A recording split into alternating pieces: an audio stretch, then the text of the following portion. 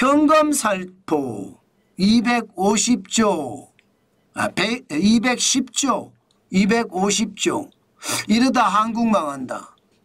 이 말이 여러분 무슨 말일까요? 대통령 후보들의 공약을 보면 그 공약을 추진하려고 했을 때 들어가는 비용입니다. 당장 더불어민주당 이재명 대선 후보의 공약 모두 247개거든요. 이것을 수행하려고 하면 적어도 210조 원이 들어간다는 뜻이에요. 기본적으로 여러분도 알고 있는 AI와 관련된 예산은 벌써 100조 공약을 했습니다. 100조. 여기에 농어촌 기본소득 87조, 아동수당 18세로 확대 36조, 기초연금 부부 감액 완화 15조. 장난 아니죠? 그냥 퍼준다에 그냥 퍼준다. 생산성 있는 것이 아니라 표 달라고 퍼준다는 것밖에 없어요. 표 달라고 퍼준다는 것밖에. 참 심각하죠. 현금 살포는 장난 아닙니다. 마찬가지로 김문수 국민의힘 대선 후보도 공약이 302개입니다. 이거를 추진하기 위해서는 150조가 들어갑니다. 기본적으로는 0세에서 17세까지 우리 아이 첫걸음 계좌 개설에 30조, 소상공인 비용 부담 완화 바우처에 8조 5천억 원, 그리고 수도권 광역 급행철도 D, E, F 착공 조기 시작 30조. 장난 아니죠.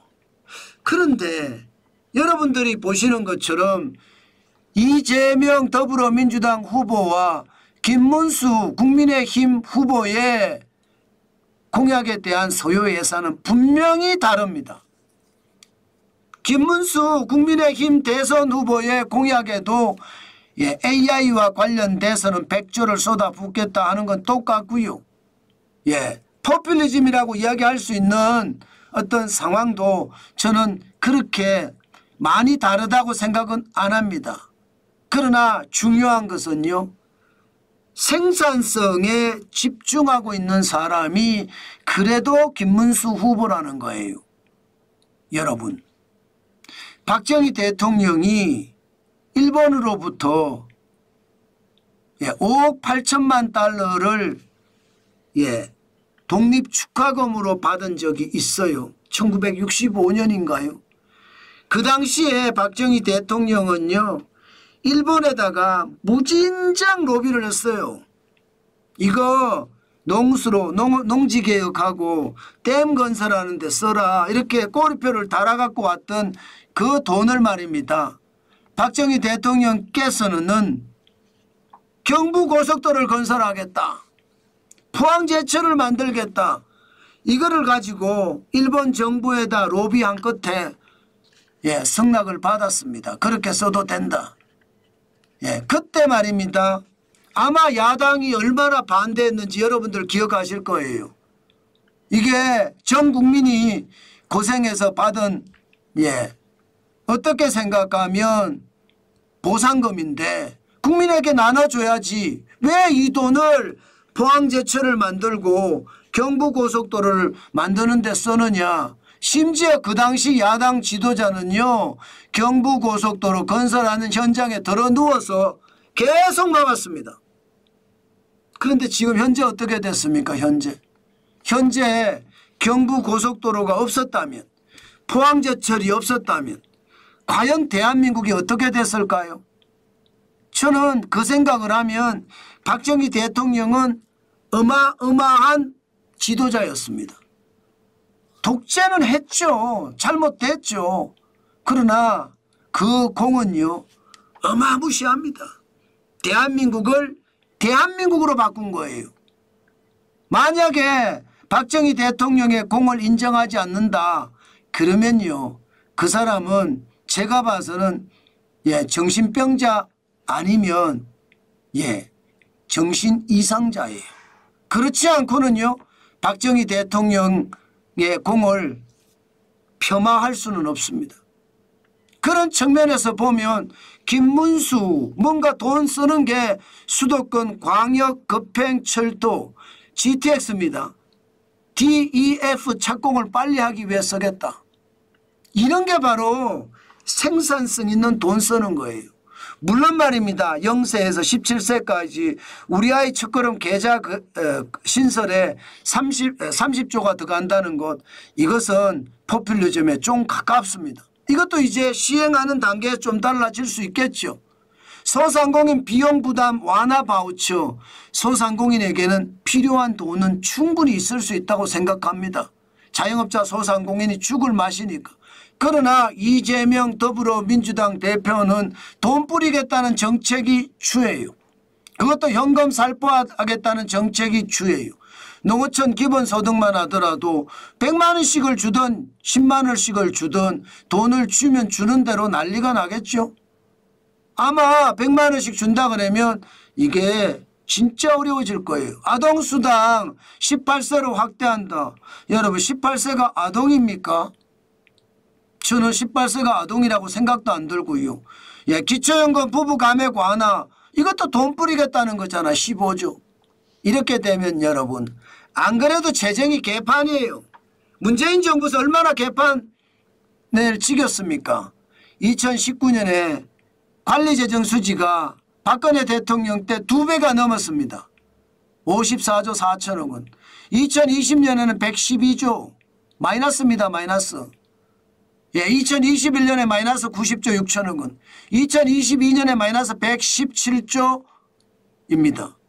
2023년에도 이게 지금 윤석열 정부가 들어와도 법제화 시켜놨던 법률 때문에 바꿀 수가 없어요. 저는 TV토론을 보면서 더불어민주당 이재명 대표 대선 후보가 우리가 언제 방해했나 이 말을 할 때, 우리가 언제 반대했나 이 말을 할 때 진짜 거짓말도 풍년이다 그런 생각이 들더라고요. 여러분, 국민을 향해서 거짓말하고 있잖아요.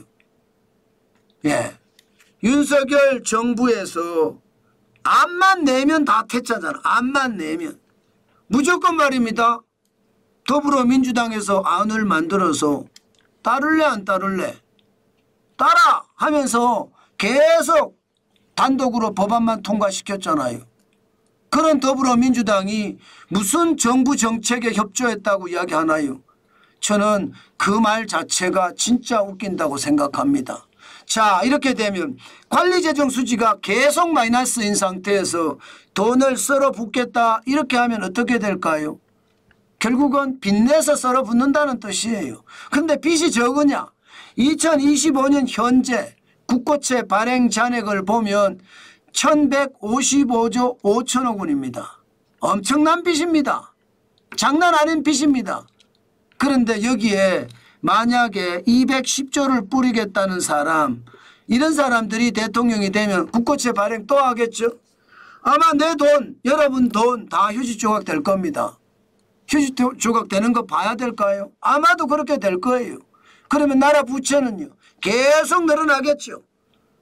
2025년 지금 현재 연말 기준으로 산정을 해보면 1281조 2천억 원. 예, GDP 국내 총생산 대비해서 48.4%입니다. 그런데 여기에다가 100조, 200조, 300조 뿌리겠다는 사람이 들어와서 돈을 뿌리면 어떻게 될까요? 나라 망하는 거죠. 나라 망합니다. 저는 그렇게 봅니다. 그만큼 말입니다. 돈 뿌리겠다, 돈 뿌리겠다. 포퓰리즘 좋아하다가 결국 말입니다.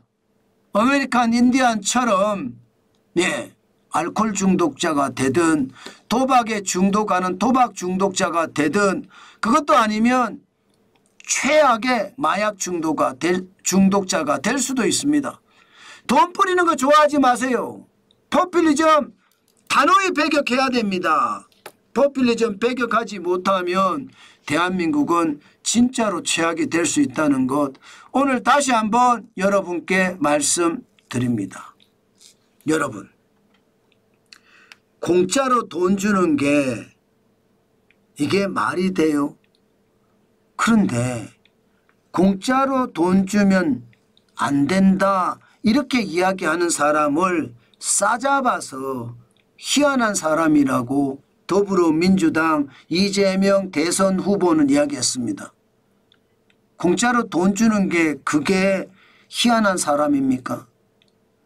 공짜로 돈을 주자고 하는 사람이 희한한 사람이죠. 미친 사람이고. 저는 우리가 일반적인 상식에 의해서 생각을 해보자고요. 상식에서 벗어나는 사람을 대통령으로 뽑겠다? 저는 나라가 망해도 좋다. 저는 그런 사람이 그렇게 할 수 있을 것 같습니다. 우리처럼 일반적인 상식을 가지고 있는 사람은요. 절대로요. 희한한 소리, 무식한 소리 하는 사람 뽑아서는 안 됩니다. 만약에 여러분들이 뽑잖아요. 그러면 대한민국이 망하는데 여러분들도 일조한다 이렇게 생각하면 틀리지 않습니다.